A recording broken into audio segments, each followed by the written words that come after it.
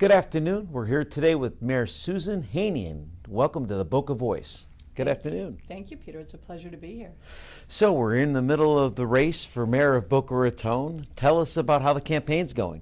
Well, it's going very well, and I enjoy campaigning. It's a great opportunity to get out in the community and really connect with my constituents and hear, the desires of our residents. And we are out there. We are everywhere in every neighborhood, and very busy. Well, there's a lot of issues going on the campaign trail, and I was at the open forum, and a lot of good debate was going back and forth, and it seemed to be some of the issues that came up in regards to both traffic, and let's talk a little bit about traffic and some of the things that came up. One specific thing that came up was the Spanish River off-ramp and on exit. Tell us a little bit about that and what your thoughts are. Well, that's a very significant transportation improvement for our city, probably the largest investment from the Florida Department of Transportation. That's a $70 million improvement. Wow. That took 15 years to get funded and under construction, and I'm very pleased to say that I was a big part of moving that forward. That's going to change the traffic dynamics within this community in a very positive manner. That should help Glades Road, especially with the FAU students, right? That was the whole intent, to take the 30,000 FAU students that come from I-95 and drop them into the northern entrance of the campus so that they are not clogging our city streets. Now, do you think, a lot of times people talk about north and southbound traffic on Federal Highway, and we talk a lot about traffic in regards to Boca Raton and that north and southbound traffic, and sometimes it's that pass-through traffic that impacts Federal Highway. From people that not necessarily live in Boca Raton but are passing through. Do you think that'll impact some of that as well, or what's your thought on that? Absolutely. Our I-95 section through Boca Raton was missing a lane, and as part of the interchange construction, we're adding those additional lanes. And a lot of the traffic, the north-south, is definitely, we're an employment center, and you can see the transportation dynamics. Everyone comes in the morning to go to work and goes out. You see that flow on Military Trail, I-95, Dixie, and Federal. So yes, indeed, it's because we're an employment center. We've retained and created over 8,400 jobs in the last 6 years. So it's the traffic of the individuals coming to work, and the interchange is really going to assist with that, and as well as the completion of the I-95 link. Mayor, I got to say, that has been one big initiative of you during your run as mayor, that you have brought a lot of great organizations to Boca Raton, as well as keeping good organizations and good businesses here in Boca Raton. Have you been focusing more and more on bringing more large corporations to Boca Raton? Yes, well, of the 61 corporate headquarters that call Palm Beach County home, 31 of them are in one city, 31 of them are in Boca Raton. So we're very proud of that. We're seeing a little shift in our economic development strategy. We're looking to grow some of our existing companies and grow them organically. And we're seeing great success with companies like Modernizing Medicine and several of our others that were truly founded here, very entrepreneurial. We work with Florida Atlantic University Research Park and the Tech Runway Incubator to really foster these really exciting companies that are, homegrown, and we're very thrilled about that. That's great. We're fortunate, and one of the things that I thought was phenomenal is the fact that we have FAU as well as Lynn University. And when you look at the fact that we're home now to a bowl game, which is just incredible. And I was fortunate enough to see you at the bowl game, and you're always so supportive of our community, which is great. But tell me some of the other events that you've been fortunate enough to participate in. Well, we just concluded our 11th Allianz Golf Tournament, and that's been a great economic development tool. We have all these CEOs up in Chicago and New York watching Boca Raton on the Golf Channel, and the weather was spectacular. This year was a spectacular tournament, and it has an economic benefit of about $10 million really? To our community, and about 5 million views worldwide. So we're really excited about that. That and the bowl game, and also the Festival of the Arts that's coming up soon. Those are our 3 signature events within our community. So, well, let's talk about the 3,000-pound gorilla in the room, development. Okay. All right. What are your thoughts and what are your concerns in regards to all of the havoc and the the basic turmoil that's brought to bear on our community in regards to development. There's a lot of people that come to town that say that there's just rhetoric that's laid out on the development. What do you have to say about that? Well, there's a couple of facts that we need to be aware of. Downtown Boca Raton was blighted. When Town Center Mall was built, downtown Boca was very sad. And the council back then, about 25 years ago, as well as the voters, affirmed the plan that is being executed today in the downtown.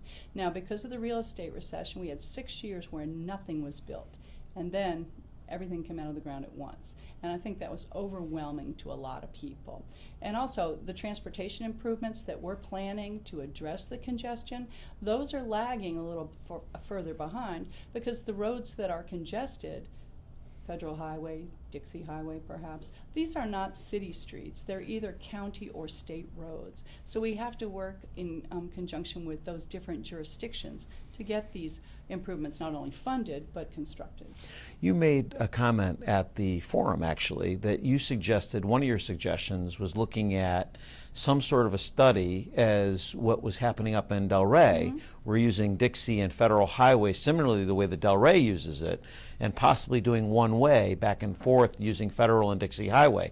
Is that something that we might be able to look at in the future? Yeah, actually we've talked about that for many years, but the time was never right. I think the time is right now. That way we can not only increase the capacity of throughput of traffic through our downtown, but we can also do what's called a complete streets project so that we can have wider sidewalks, shaded bike lanes. We can really get it by taking a lane out, because now we'll have extra capacity. That will assist the traffic flow east-west as well. So that's an exciting thing. Our consultants are drawing something up, and as soon as it's drawn up, I intend to go find the funding for it. I know there's a lot of federal grants. They're called Tiger grants for these big ticket transportation improvements. And again, I have the leadership skills, and I serve on enough of the transportation boards to go forward and find that funding. I look forward to that, and I also know that you work very closely with the governor, and I applaud you on working so closely with the state, because I think that does help our city considerably. Absolutely. Actually, this afternoon I'll be participating in an economic development roundtable with the governor here in Palm Beach County. That's talking phenomenal. About job creation and the state's participation with the cities. Let's talk about Tallahassee. Your opponent keeps on throwing daggers at you, for lack of a better word, over this Amendment 4 issue. Can you explain to the voters about this Amendment 4 and why you went up to Tallahassee to fight so diligently on their behalf? Because it's being portrayed that actually it was reverse of that it was, you weren't fighting for them, you were fighting on behalf of the developers in a backroom deal. Right. I was in Tallahassee for that time. We have a legislative agenda for the city. The council adopts it every year, and we go up and lobby our legislators for issues for our community. That particular item, Amendment 4, was called Hometown Democracy. It was overwhelmingly defeated by the voters in Boca Raton, and overwhelmingly defeated by 3 million Floridians as a bad initiative. We were just up there. There was some changes to it. We call it glitch bill. After certain legislation is passed, sometimes the next session, some things need to be addressed. And again, I was up there with several colleagues and several other municipal leaders advocating for a host of items that protect the cities in Palm Beach County. That's great. So let's talk about other things that are happening in the city. We talk about the wildfire property a little bit. Okay. You know, in my belief, that was a very poorly written referendum. Okay, but people think that had something to do with the city. In reality, that had nothing to do with the city. The city didn't write that referendum. Right. The people wrote the referendum. But yet, the city keeps on getting credit for writing it and/or what's happening currently right now. And now there's, if I'm correct, there's actually a piece of a lawsuit pending on it. Is that correct? Yeah, our charter provides for citizen initiative, and a group of citizens took advantage of that. it is allowable. They wrote the question. The city attorney reviewed it. She said it was not illegal in any way. It went, I was one of the first vocal individuals on the city council to say, let's hear from the people. It went out to a vote. It was overwhelmingly supported. We have a ordinance in place currently, a binding ordinance that preserves that piece of property for recreation uses. Someone has filed a lawsuit, and we are defending it, just as we would defend any other ordinance that was in place. And as a matter of fact, you opened it up right away after that for the boat parade, did you not? We certainly did, yeah. And we also are in the midst of planning to have the seawall repaired and looking to build a promenade. And also, we are doing our waterfront master planning right now, and it's included in that as well. That's great. Yeah. What are some of the other things that are happening in the city that the residents may not necessarily know, that are important for them to know, that are initiatives of the city that you would like the residents to know about? Well, I think a really exciting initiative is we're about to have a quiet zone on the Florida East Coast rail line. I mean, since 1880, since that rail corridor has been there, they've been blowing those horn whistles, and I know it disturbs so many residents along the corridor.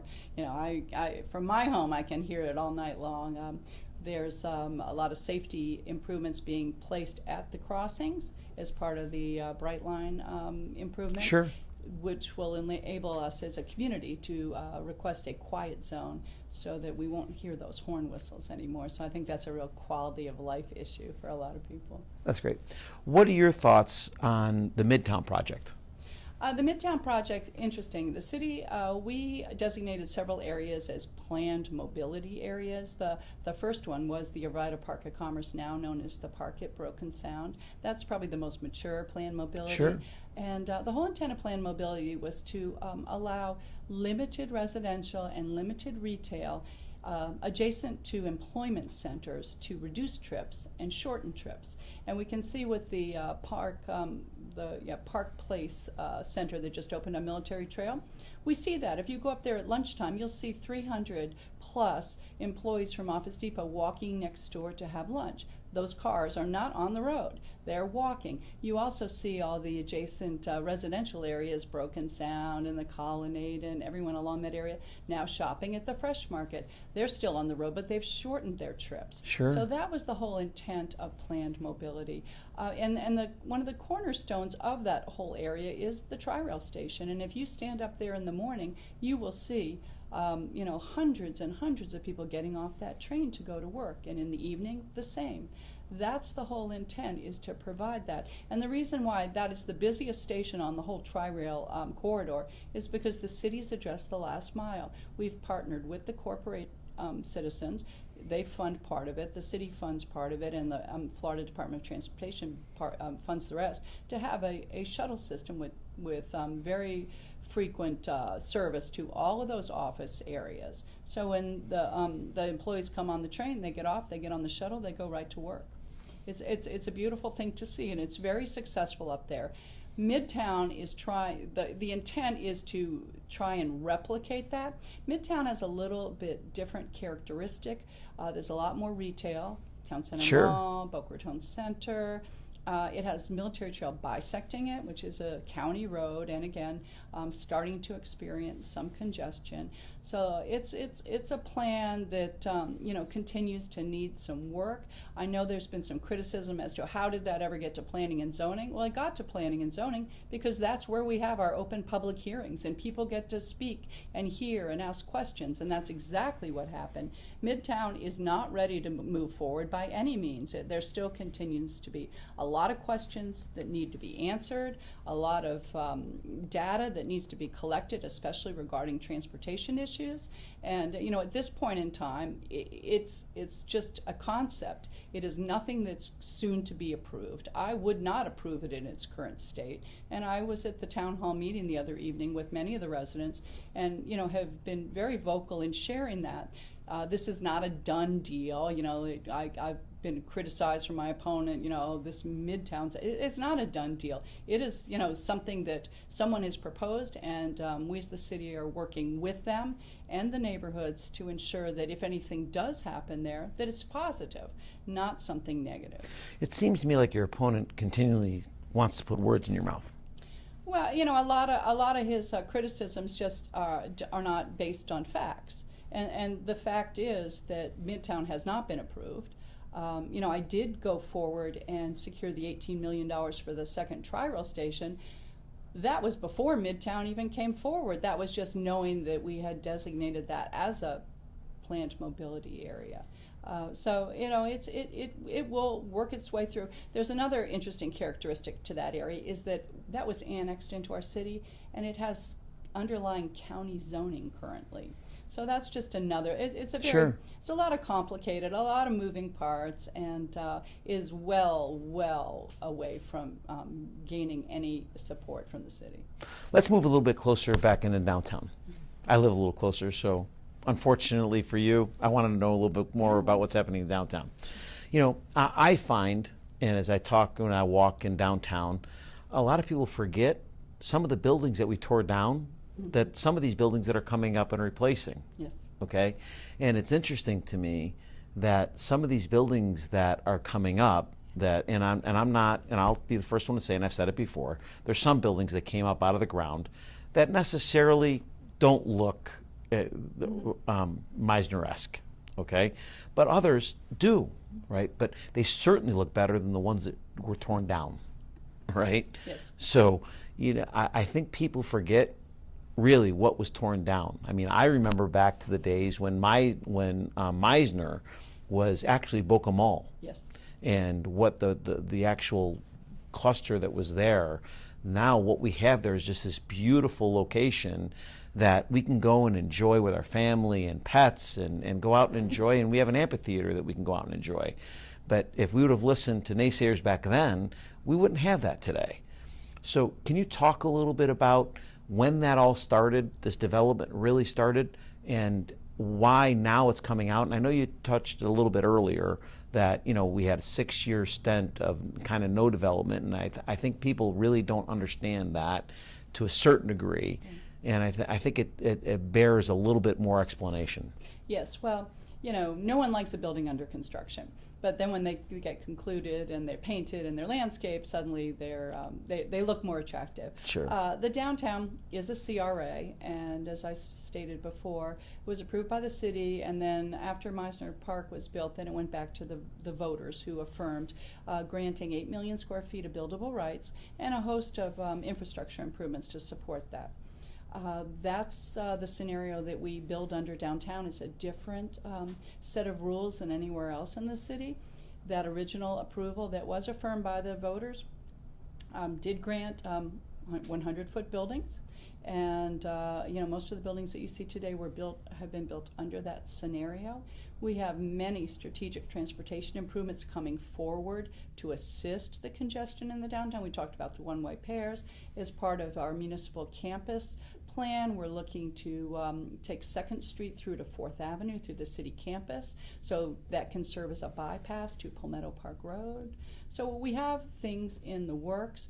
Of the 8 million square feet of buildable rights that were granted in the downtown, we're getting close to conclusion. There's probably only going to be 3 more significant projects. One of them is Royal Palm Plaza, which we're not sure. It's existing. Meisner 200, again, existing townhouses. Many. I was actually at the workshop, yes. And you actually are having another consulting firm yes. go back to the drawing board on that because you weren't happy. Yes, well, and my point at that meeting was that the current consultants weren't able to reach consensus with anybody. The neighbors don't like the building. I don't like the building. It's too massive. So let's have our new consultants, see if they can work with them and come up with something that's that works for everybody. Yeah, it's one thing to have the parameters in the downtown as far as the height and the setbacks, but the massing of that building, I felt was overwhelming. And is that to avoid another incident like we have on Palmetto Park Road?